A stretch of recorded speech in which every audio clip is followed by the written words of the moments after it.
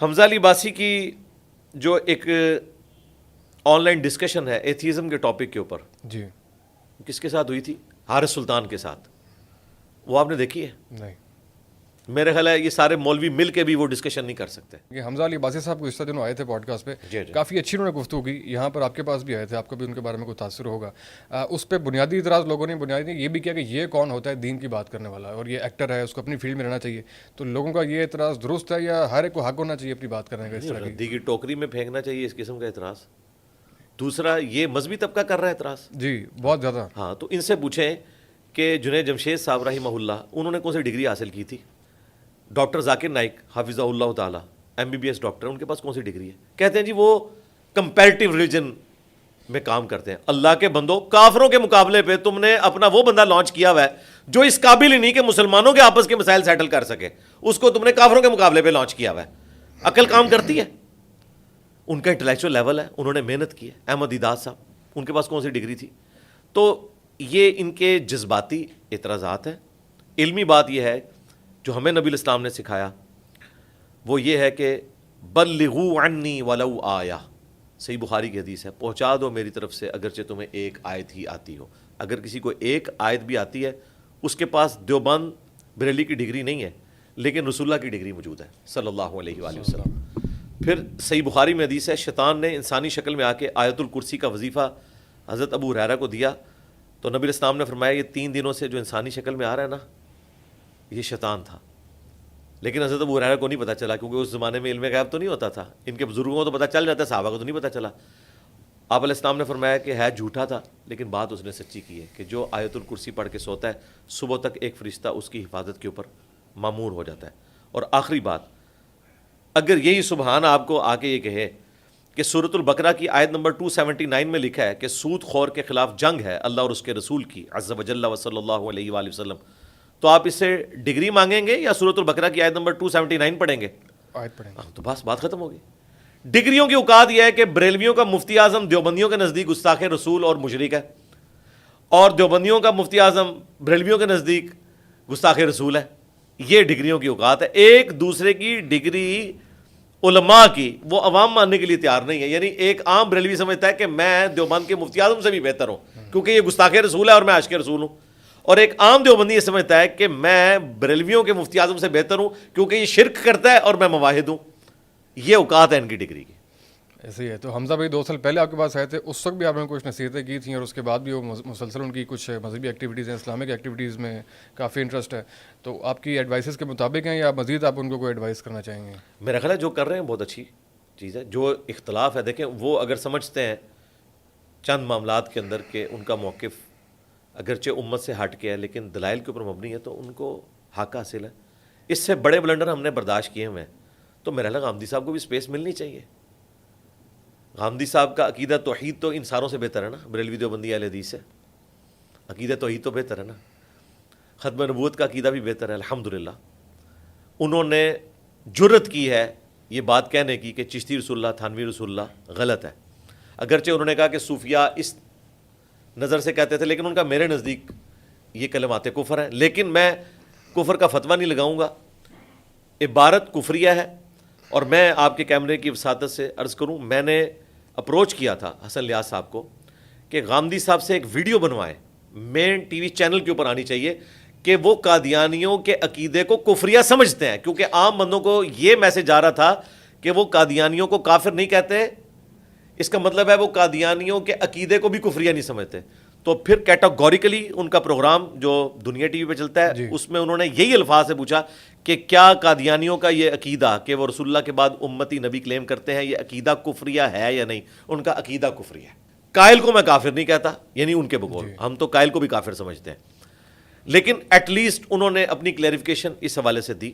تو اس طریقے سے اگر میرا خیال ہے ان کے سامنے چیزیں ہائی لائٹ کی جائیں تو وہ ایکسیپٹ بھی کریں گے، اور اگر نہیں بھی کرتے تب بھی اگر باقی لوگوں کو حق حاصل ہے تو حمزہ علی باسی کو کیوں نہیں حق حاصل، وہ بھی اپنی بات کریں. ایسی ہے بک لکھی ہے، چند ایک علمی پوائنٹس ہے وہ ہم سمجھنا چاہ رہے تھے آپ سے. پریمبل میں انہوں نے لکھے ہیں خاص. پہلے اس میں ایک اور چیز ایڈ کر دوں. حمزہ علی باسی کی جو ایک آن لائن ڈسکشن ہے ایتھیزم کے ٹاپک کے اوپر، جی کس کے ساتھ ہوئی تھی؟ حارث سلطان کے ساتھ. وہ آپ نے دیکھی ہے؟ نہیں.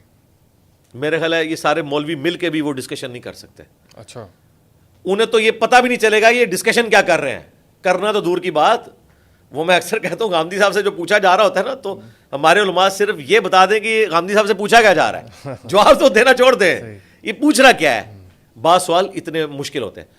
تو حمزہ علی عباسی نے جس طریقے سے حارث سلطان کو ایڈریس کیا ہے, اچھا, وہ ویڈیو میں آپ کے کیمرے کی وساطت سے سب کو ریکویسٹ کروں گا, وہ آن لائن ڈسکشن خدا کے ٹاپک کے اوپر, کریٹر کے ٹاپک کے اوپر, ایگزسٹنس آف گاڈ کے اوپر وہ دیکھیں تو آپ کو اندازہ ہوگا کہ اللہ تعالیٰ نے حمزہ علی عباسی کو کتنی غیر معمولی صلاحیتیں دی ہیں, اور ان کا جو سائنٹیفک نالج ہے ایکسٹراڈنری, کوئی شک نہیں.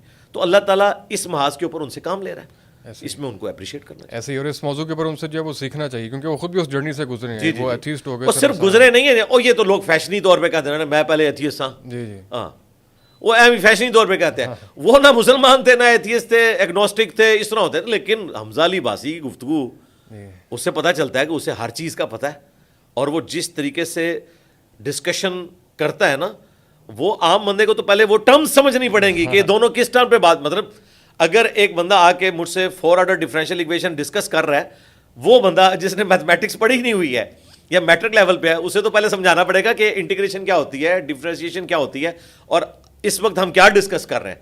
تو وہ جو ڈسکشن ہے اس میں تو عام بندے کو پتہ نہیں چل رہا ہے کہ ڈسکس کیا کر رہے ہیں, ایون علماء کو بھی. ایسے ہی ہے, بالکل اس پوائنٹ کے اوپر ان سے رہنمائی لیں گے. دوسرا چند ایک پوائنٹ سے وہ میرے خیال ہے ان کی آپ کی اوپینین اس پہ ڈفرینٹ ہوگی. مرتد کے حوالے سے انہوں نے فرمایا کہ مرتد کی سزا جو ہے وہ موت نہیں ہے, اور اس کے اوپر انہوں نے اپنی دلائل دیے.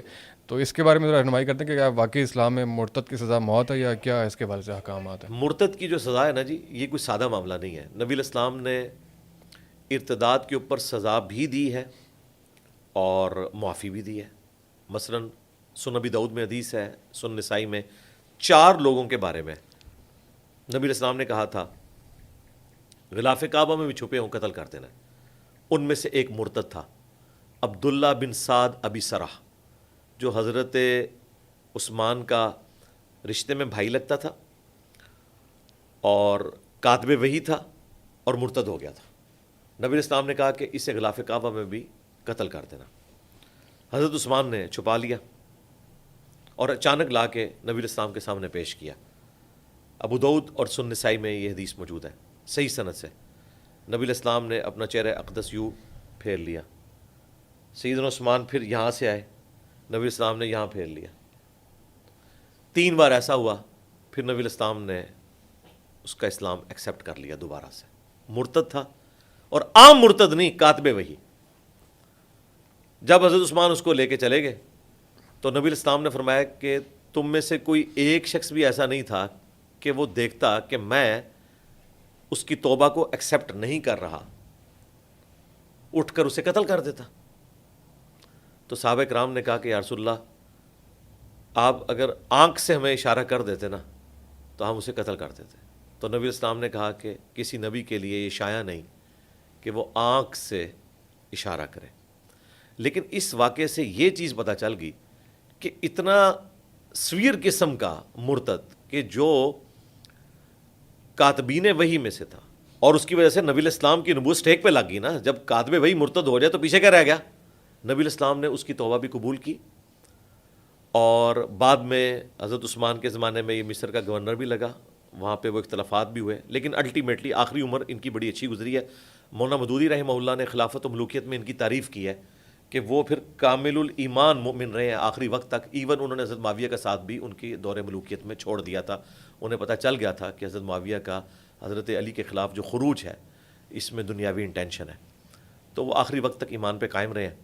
لیکن شرعی اعتبار سے اتنے خطرناک مرتد تھے, نبی الاسلام نے ان کی توبہ قبول کر لی.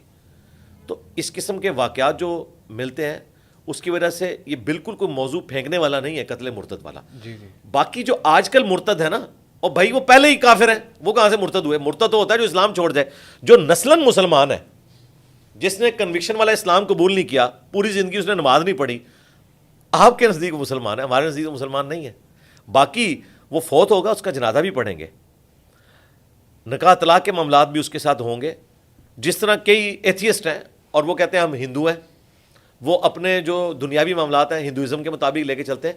تو یہ مسلمانوں میں گھسے ہوئے اس قسم کے جو ایتھیسٹ ہیں, جنہوں نے اپنا اوڑھنا بچھونا ایتھیزم کو بنایا ہوا ہے، لیکن جب رسومات کی باری آتی ہے تو یہ عیدی بھی دیتے ہیں، ٹھیک ہے، رمضان میں افطار پہ بھی چلے جاتے ہیں بغیر روزے کے. ان کو ہم مسلمانوں کی طرح ٹریٹ کریں گے. باقی اگر آپ یہ کہتے ہیں نا کہ ان کا کفر کسی پہ واضح ہو تو حکومت پاکستان ان کو قتل کروا دے، نہیں جناب، یہ مسلمان تھے ہی نہیں. یہ آج کل کتنے جعلی ایتھیسٹ ایکس مسلم کے نام سے پیجز چلا رہے ہیں. ان سے صرف نماز سن لینا تو شاید 1000 میں ایک بندہ بھی نہ سنا سکے. یہ نسلاً مسلمان تھے، مولویوں سے متنفر تھے، نہ ان کے ماں باپ نماز پڑھتے تھے نہ یہ خود نماز پڑھتے تھے. کوئی ہزاروں میں ایک ہوگا، میں یہ نہیں کہتا کیٹیگوریکل، لیکن میجورٹی ایگنوسٹک قسم کے لوگ تھے. ایک گندے تالاب سے دوسرے گندے تالاب میں چلے گئے، ہمیں کوئی فرق نہیں پڑتا. اس طرح کے روزانہ مرتد ہوں، ہماری جوتی کو بھی پرواہ نہیں، اور نہ اسٹیٹ کو ان کی پرواہ کر کے ان کو قتل کروانے کی کوشش کرنی چاہیے. اس طرح کی کوئی چیز نہیں. ہاں اگر کوئی عالم دین بڑے لیول کا مسلمانوں کا مرتد ہو اور اس کے بعد وہ اسلام کو چیلنج کرے اور فتنہ اور فساد کھڑا کرے تو فساد فی الارض کے تحت اس پہ قتل مرتد کی سزا لگے گی.